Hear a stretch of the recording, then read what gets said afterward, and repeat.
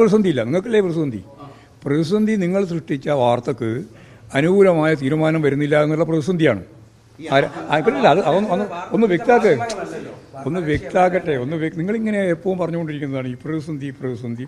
ആർക്കാ പ്രതിസന്ധി? നിങ്ങളൊരു വാർത്ത ഉണ്ടാക്കുക, മാധ്യമ ശൃംഖലയിലെ ചില ആളുകൾ ഒരു വാർത്ത ഉണ്ടാക്കുക, ആ വാർത്ത രാജ്യത്തിൻ്റെ ഭാഗമായിട്ട് പ്രചരിപ്പിച്ച വാർത്തയും ഗവൺമെൻറ് തീരുമാനവും തമ്മിൽ യോജിപ്പില്ല. നിങ്ങൾ പ്രചരിപ്പിച്ചുകൊണ്ടിരിക്കുന്ന വാർത്തയും ഗവൺമെൻറ് തീരുമാനവും തമ്മിൽ യോജിപ്പില്ലാതെ നിങ്ങൾ തീരുമാനിച്ച വാർത്തയും പ്രതിസന്ധി പാർട്ടിയെയും ഗവൺമെൻറ്റിനെയും സൃഷ്ടിക്കുന്നുവെന്ന് നിങ്ങൾ സ്വയം തന്നെ പ്രഖ്യാപിക്കുക. അത് കേൾക്ക്, പറഞ്ഞിട്ട് തീർന്നിട്ടില്ല പറഞ്ഞാൽ മതിയല്ലോ. നിങ്ങൾക്ക് നേരത്തെ പറഞ്ഞില്ല, ഇത്രയും വ്യക്തമായിട്ട് പറഞ്ഞിട്ടില്ല. അപ്പോൾ പ്രതിസന്ധി എന്ന് പറയുന്നത് നിങ്ങൾക്കാണ് പ്രതിസന്ധി. ആർക്ക്?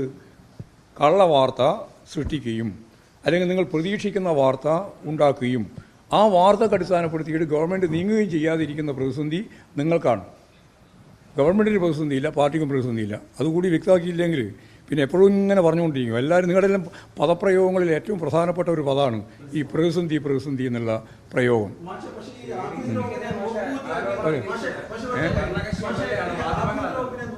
അല്ല, അത് നമ്മൾ അന്വേഷിക്കുമല്ലോ, പൂർണ്ണമായിട്ട് അന്വേഷിക്കുമെന്ന് പറഞ്ഞല്ലോ. അതിനെന്താ സംശയമുള്ളത്? അതിൽ പ്രതിസന്ധിയില്ലല്ലോ. അത് കൃത്യമായിട്ട് ഞങ്ങൾ തീരുമാനിച്ചു. അത് സംബന്ധിച്ച് എല്ലാ കാര്യങ്ങളും പൂർണ്ണമായിട്ട് പരിശോധിക്കാൻ വേണ്ടി DGPയെ തന്നെ ചുമതലപ്പെടുത്തി. അവിടെ പിന്നെ വേറെ പ്രതിസന്ധി വന്നിരിക്കുന്നു. ആഭ്യന്തര വകുപ്പ് എന്ന് പറയുന്നത് എക്സിക്യൂട്ടീവിൻ്റെ ഭാഗമല്ലേ? അത് ഭരണകൂട സംവിധാനത്തിൻ്റെ ഭാഗമല്ലേ? ഭരണകൂട സംവിധാനം മുഴുവൻ ഇപ്പോൾ ഇടതുപക്ഷ ജനാധിപത്യ മുന്നണിയുടെ ഭാഗമായിട്ട് മാറിക്കഴിഞ്ഞിരിക്കുന്നു എന്നുള്ള ചിന്തയെന്നല്ലേ ആ ചോദ്യം തന്നെ ഉന്നയിക്കുന്നത്? ഇടതുപക്ഷമായിട്ട് ബന്ധപ്പെട്ടതിനെ ഞാൻ പറയുന്നത്, ഇടതുപക്ഷമായിട്ട് ബന്ധപ്പെട്ടാൽ പോലും നിലവിലുള്ള ഭരണകൂട വ്യവസ്ഥയിലെ എക്സിക്യൂട്ടീവിൻ്റെ ഉത്തരവാദിത്വമാണ് പോലീസും അതുപോലെ പട്ടാളവും എല്ലാം നിർണ്ണയിച്ചുകൊണ്ടിരിക്കുന്നത്. ജുഡീഷ്യറി അതിൻ്റെ തന്നെ വേറൊരു ഭാഗമാണ്. ലെജിസ്ലേച്ചറാണ് ആകെ ഇടതുപക്ഷ ജനാധിപത്യ മുന്നണി എന്ന രീതിയിൽ ഭൂരിപക്ഷമുള്ള നിയമസഭാ സംവിധാനം. അപ്പോൾ മൂന്നെണ്ണത്തിൽ ഇത് രണ്ടും ചേർന്ന ഏറ്റവും പ്രധാനപ്പെട്ട ഭരണകൂട സംവിധാനത്തിൽ എല്ലാം CPIM പറയുന്നത് പോലെ, എല്ലാം ഇടതുപക്ഷ ജനാധിപത്യ മുന്നണി ഗവൺമെൻറ് ആഗ്രഹിക്കുന്നത് പോലെ കാര്യങ്ങൾ തീരുമാനിക്കപ്പെടുമെന്ന് ധരിക്കുന്നതാണ് തെറ്റ്.